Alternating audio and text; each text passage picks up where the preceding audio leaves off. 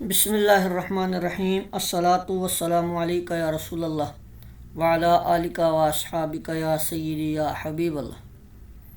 تو کہتے ہیں جی یہاں سے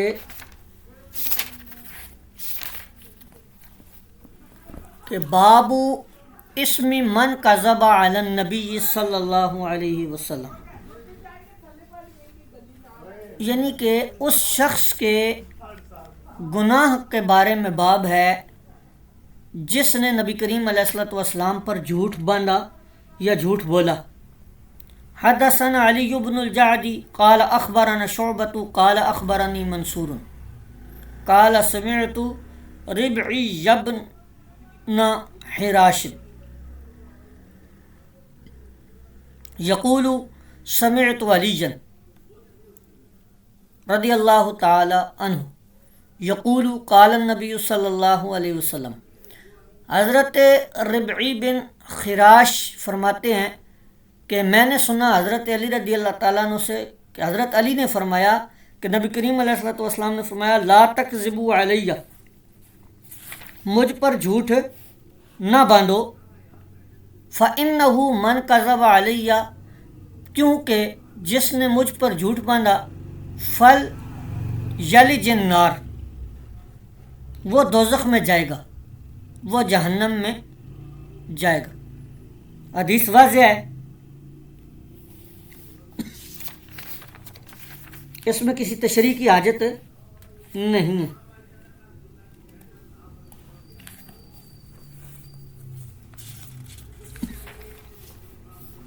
اگلی حدیث دیکھیں۔ حدثنا ابو الولید قال حدثنا شعبۃ عن جامع بن شداد عن عامر بن عبد اللہ بن زبیر عن ابیہ قال قلت للزبیر انی لا اسمعک تحدث عن رسول اللہ صلی اللہ علیہ وسلم۔ حضرت عامر بن عبداللہ بن زبیر اپنے والد ابن العوام سے روایت کرتے ہیں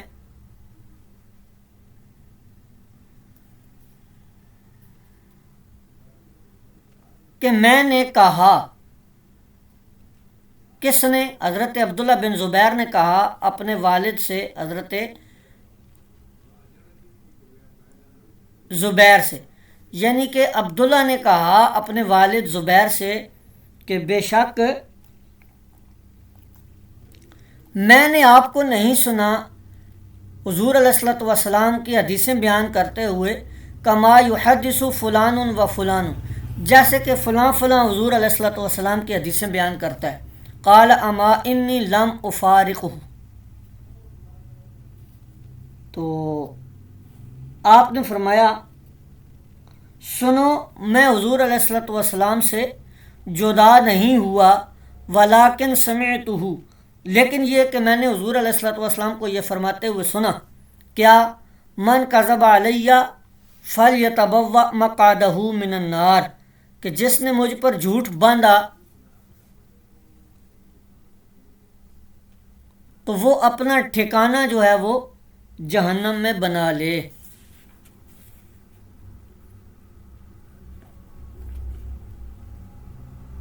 اب اس کے اندر جو الفاظ ہیں یہ اما انی لم افارقہ، کہ میں حضور سے جدا نہیں رہا یا جدا نہیں ہوا، تو اس کا یہ مطلب نہیں ہے کہ سفر و حضر میں ہمیشہ حضور کے ساتھ رہیں، کیونکہ سفر ہجرت میں تو حضور کے ساتھ نہیں تھے نا حضرت زبیر، اور جب حضرت زبیر نے حبشہ کی طرف ہجرت کی تو حضور علیہ الصلوۃ والسلام اس وقت مکہ میں تھے، اس لیے مقصد یہاں پر انی لم افارق سے یہ ہے کہ کثرت ملازمت اور اغلب جو تھا وہ حضور علیہ الصلوۃ والسلام کی صحبت و حاضری مجھے میسر رہی ہے۔ ان میسر لمحات میں ہی میں نے یہ فرمان سنا ہے، اور یہ بات بتانے کا مطلب یہ تھا آپ کا کہ میں نے بھی حضور علیہ الصلوۃ والسلام سے بہت کچھ سنا ہے، میرے پاس بکثرت احادیث موجود ہیں، لیکن میں نے یہ فرمان چونکہ سن رکھا ہے اس لیے احتیاط برتتا ہوں۔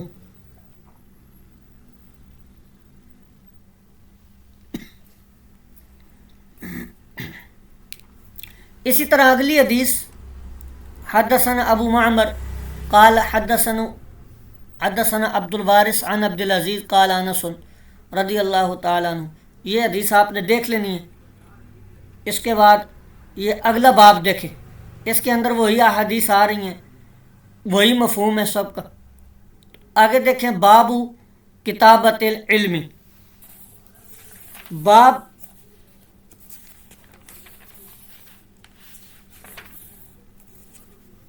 علم کو لکھنے کا، یعنی علمی باتوں کو لکھ لینا چاہیے.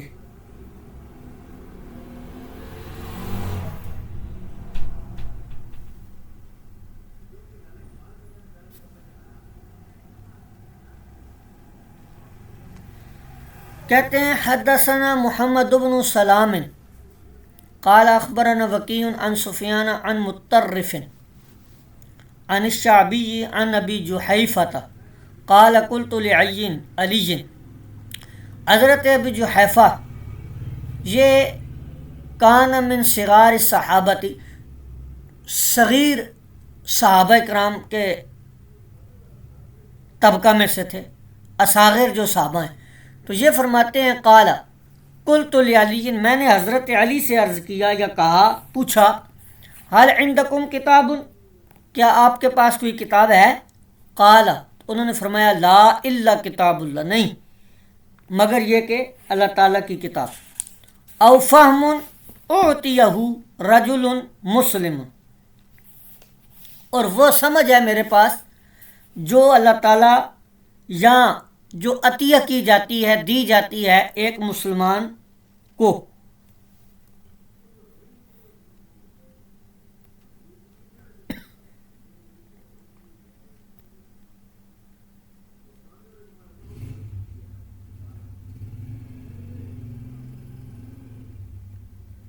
او ما فی هذه الصحیفۃ، یا کیا ہے؟ کہتے ہیں کہ پھر میں نے یہ پوچھا او ما فی هذه الصحیفۃ، پھر اس صحیفے میں کیا ہے؟ قال قلت،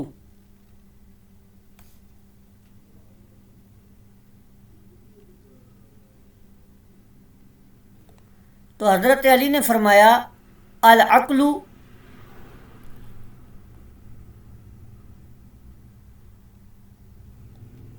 ففکاک الاسیر ولا یقتل مسلم بکافر. کہتے ہیں العقل، اس میں دیت کے احکام ہیں اور قیدی کو چھڑانے کا بیان ہے. اور یہ بات ہے، یہ حکم لکھا ہوا ہے اس صحیفے میں کہ مسلمان جو ہے اس کو کافر حربی جو ہے اس کے عوض میں قتل نہیں کیا جائے گا.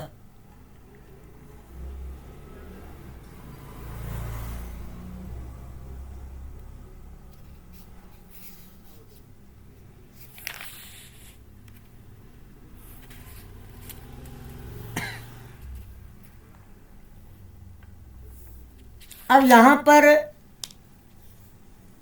ایک سوال ہے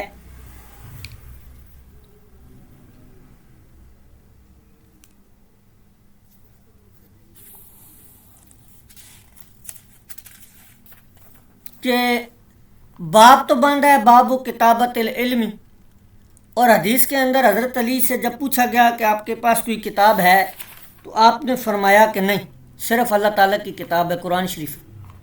تو حدیث کی مطابقت کیا ہے؟ تو حدیث کی مطابقت ان الفاظ میں ہے یہ کہ جب صحیفہ کے بارے میں پوچھا گیا تو یہ بتایا انہوں نے. تو اس سے یہ پتہ چلا کہ ضروری نہیں ہے کہ علم جو لکھا ہوا ہو وہ کتابی شکل میں ہی ہو، وہ صحیفے کی شکل میں ہو سکتا ہے، کاغذوں کی شکل میں ہو سکتا ہے، کسی دستے پہ ہو سکتا ہے، کسی چمڑے پہ ہو سکتا ہے. کتابت علم کا باب تھا تو کتابت علم جو ہے وہ ثابت ہوگی.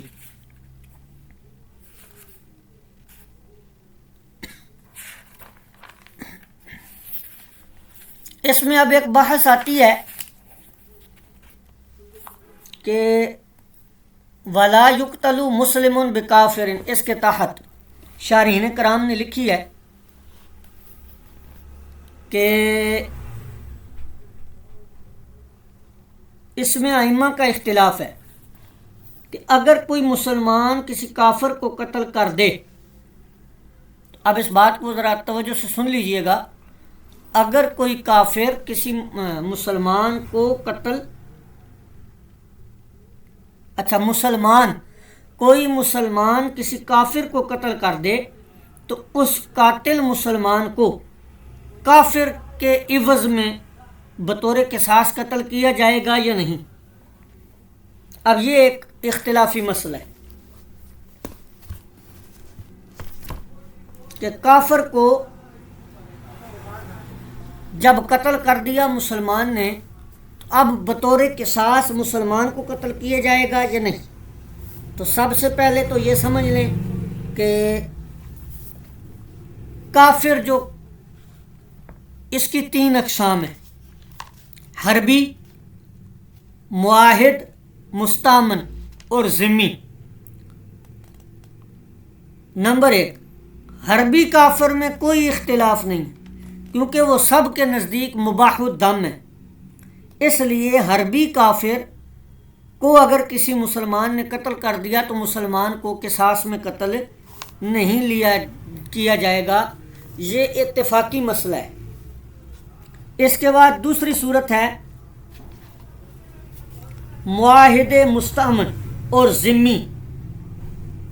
یہ جو 2 قسمیں ہیں، معاہد مستامن اور ذمی، اس کے بارے میں ائمہ کرام نے کیا کیا جی؟ اختلاف فرمایا ہے۔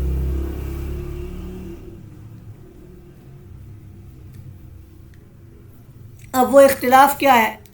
ایک طرف ائمہ ثلاثہ کا مذہب ہے اور دوسری طرف احناف کا مذہب ہے جی۔ ائمہ ثلاثہ کیا کہتے ہیں؟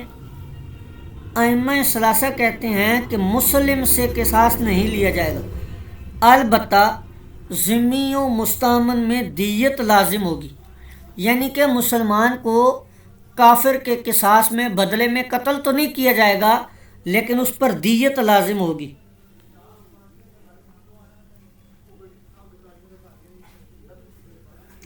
اب یہ حضرات دلیل کیا دیتے ہیں؟ یہ کہتے ہیں کہ عہد و استیمان کی وجہ سے گو حفاظت لازم ہو گئی، مگر کافر کی جو مباح الدم ہونے کی علت اصلیہ تھی وہ بدستور قائم رہی، اس لیے مسلمان کی جان تو اس کے قصاص میں نہیں لی جائے گی، لیکن کیا کریں گے؟ اس پر دیت لازم کر دیں گے۔ اب یہی قول امام اوزاعی، امام لیث، امام سفیان ثوری اور امام اسحاق وغیرہ کا ہے۔ اس کے بعد ائمہ ثلاثہ کی دلیل یہی حدیث ہے کہ حدیث میں ہے لا یقتل مسلم بکافر، اس سے استدلال کرتے ہیں، اور طرز استدلال کیا ہے جی؟ کہ مسلم بھی نکرہ ہے اور کافر بھی نکرہ ہے، اور یہ قاعدہ کلیہ ہے کہ نکرہ جب تحت النفی آئے تو عموم کا فائدہ دیتا ہے۔ پاس حدیث پاک کا مطلب یہ ہوا حدیث پاک کا کہ کوئی مسلمان کسی کافر کے بدلے میں قتل نہیں کیا جائے گا، خواہ وہ کافر حربی ہو، مستامن، معاہد ہو یا ذمی ہو۔ اب احناف کا مذہب کیا ہے جی؟ دوسرا مذہب حنفیہ کا ہے۔ احناف کا مسلک یہ ہے کہ اگر مسلمان نے کسی ذمی کو قتل کر دیا تو اس کافر ذمی کے عوض میں مسلمان سے قصاص نہیں لیا جائے گا۔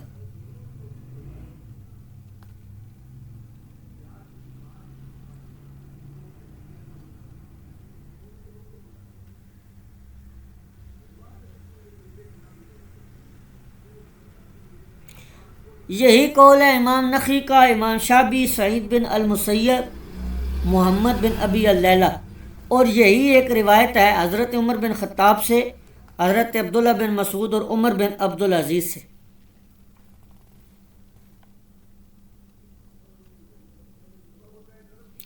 تو اب دونوں میں فرق کیا ہے؟ قصاص تو وہ بھی نہیں، ائمہ ثلاثہ بھی نہیں کہتے کہ قتل کرنا ہے مسلمان کو، اور حنفیہ بھی کہتے ہیں کہ مسلمان کو قتل نہیں کرنا۔ دونوں طرف اس جگہ پہ تو اتفاق ہے، تو پھر فرق کہاں پہ ہے؟ فرق ہے دیت میں. وہ کہتے ہیں کہ دیت لازم ہوگی، احناف کہتے ہیں کہ دیت بھی لازم نہیں ہوگی.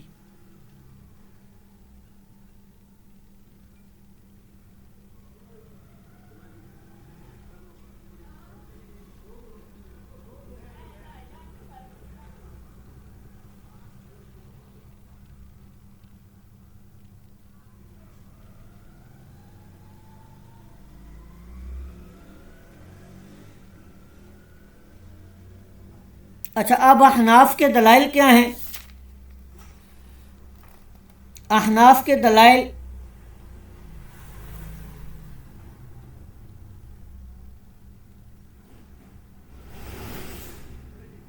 اچھا یہ اس کی درستگی کر لیں کہ اگر کسی مسلمان نے کسی ذمی کو قتل کر دیا تو اس کافر ذمی کے عوض میں مسلمان سے قصاص لیا جائے گا. یہ احناف کا موقف ہے.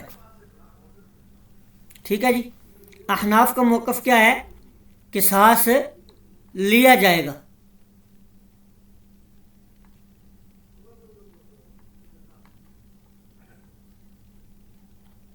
اب پھر اس پر آگے وہ دلائل دیتے ہیں. قرآن پاک کی جو آیات متعلقہ ہیں وہ اس کی ان کے دلائل ہیں.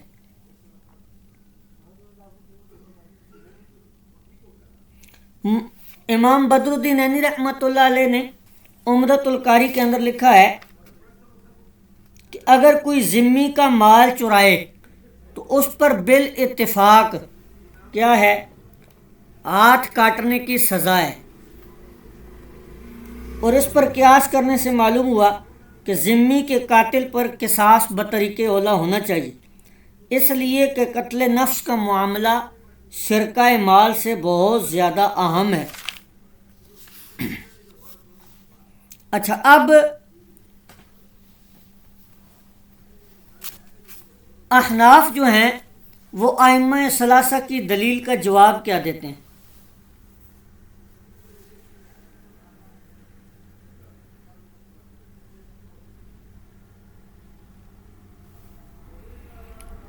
امام طحاوی رحمۃ اللہ علیہ فرماتے ہیں کہ لا یقتل مسلم بکافر، یہ جو الفاظ ہیں حدیث کے یہ والے، اس سے مراد کافر حربی مراد ہے، بس ذمی اور مستأمن معاہد مراد نہیں. دلیل کیا دیتے ہیں؟ اس پر دلیل امام طحاوی رحمۃ اللہ علیہ دیتے ہیں کہ بعض روایات میں لا یقتل مسلم بکافر کے بعد ولا ذو عہد فی عہدہ کے الفاظ بھی موجود ہیں. اس میں واو عاطفہ ہے جس کا عطف مسلم پر ہے، تو معنی یہ ہوئے کہ کوئی مسلم اور ذو عہد یعنی ذمی کسی کافر کے مقابلے میں قتل نہیں کیا جائے گا. پس ذمی اور کافر کے تقابل سے معلوم ہوا کہ کافر سے مراد حربی کافر مراد ہے.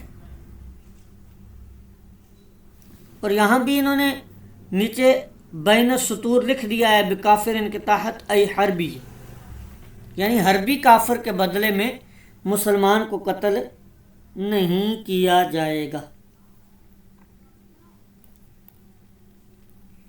آگے یہ حدیث ہے،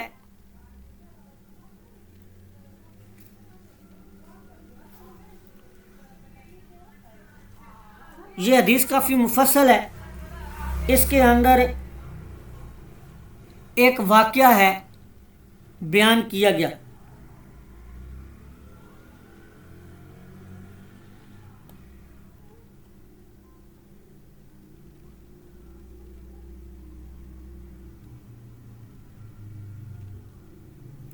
اس کے اندر جو ہے وہ تفصیل ہے کافی. اس حدیث مبارکہ کو آپ نے دیکھ لینا ہے، یہ صرف ایک واقعہ ہے. اس کے اندر جو تفصیل تھی وہ پیچھے اسی حدیث کے تحت میں نے آپ کو بیان کر دیا ہے، جو اختلاف وغیرہ تھا.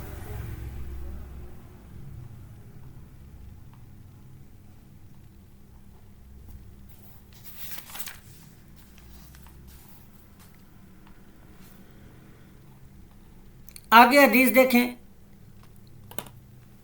حدثنا یحیی بن سلیمان قال حدثنی ابن وہب قال اخبرنی یونس عن ابن شہاب عن عبید اللہ بن عبد اللہ عن ابن عباس قال لما اشتد بالنبی